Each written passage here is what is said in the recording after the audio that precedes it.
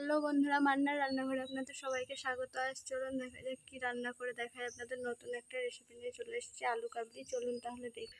আলু কাবলি করতে আমাদের যে উপকরণগুলি লাগবে: এক বাটি আলু, এক বাটি কাবলি ছোলা, টমেটোর সস, তেজপাতা, দুটি শুকনো লঙ্কা, কালো জিরে, 5 ফোড়ন, মৌরি আর দুটি কাঁচা লঙ্কা। এই কিছু উপাদান দিয়ে আমরা আজকে আলু কাবলিটা রান্না করে দেখাবো, নিরামিষ আলু কাবলি। আলু কাবলি করতে যেগুলি, প্রথমে কাবলি ছোলাটা সেদ্ধ করার জন্য কুকারে দিয়ে দিলাম। এরপর আলুটাও দিয়ে দেবো। পরিমাণ মতো জল দিয়ে দেবো সেদ্ধ করার জন্যে।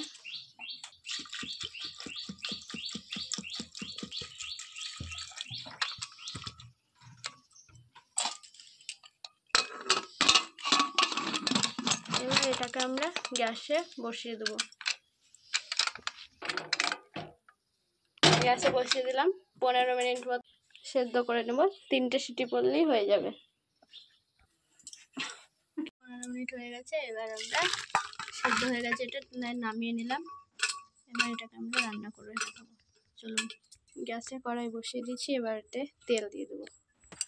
4 চামচ মতো তেল দিয়ে দিলাম। সামান্য চিনি দিয়ে দেবো তেলের উপর। 5 ফোড়ন দিয়ে দিলাম, মৌরি দিয়ে দিলাম, দুটি শুকনো লঙ্কা দিয়ে দিলাম, শুকনো লঙ্কা, 5 ফোড়ন, তেজপাতা দিয়ে দিলাম, এক মশলা দিয়ে দিলাম, আদা, জিরে, মৌরি মশলাটা দিয়ে দিলাম। এবার হালকা হালকা নেড়ে নেবো। একটু ভালোভাবে নেড়ে নিলাম মশলাটা।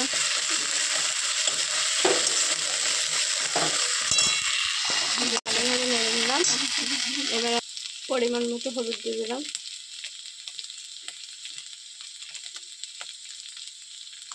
হালকাভাবে নেড়ে নিলাম।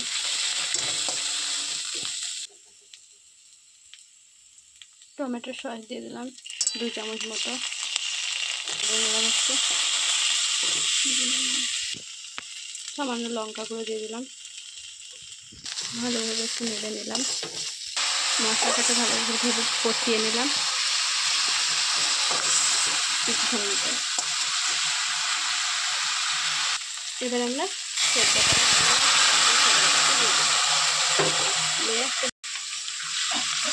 এটা ভালোভাবে নেড়ে নেব। স্বাদ মতো লবণ দিয়ে দেব। স্বাদ মতো লবণ দিয়ে দিলাম।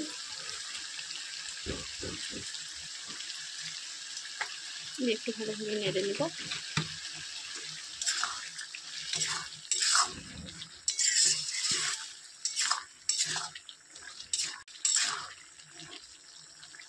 এবার একটু পরিমাণ মতো জল দিয়ে দেবো।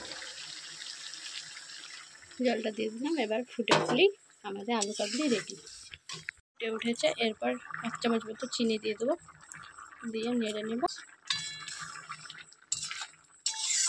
নেড়ে নেওয়ার পরে কিছুক্ষণ ফুটে উঠলেই আমাদের হয়ে যাবে। দিয়ে আমরা এটাকে নামিয়ে নেব। এবার এটাকে আমরা নামিয়ে নেব। আমাদের হয়ে গেছে। এবার এটাকে আমরা নামিয়ে নিলাম। দেখো কতটা সুন্দর হয়েছে নিরামিষ আলু কাবলি। তোমরাও বাড়িতে ট্রাই করবে, ভালো লাগবে। কতটা সুন্দর হয়েছে দেখো।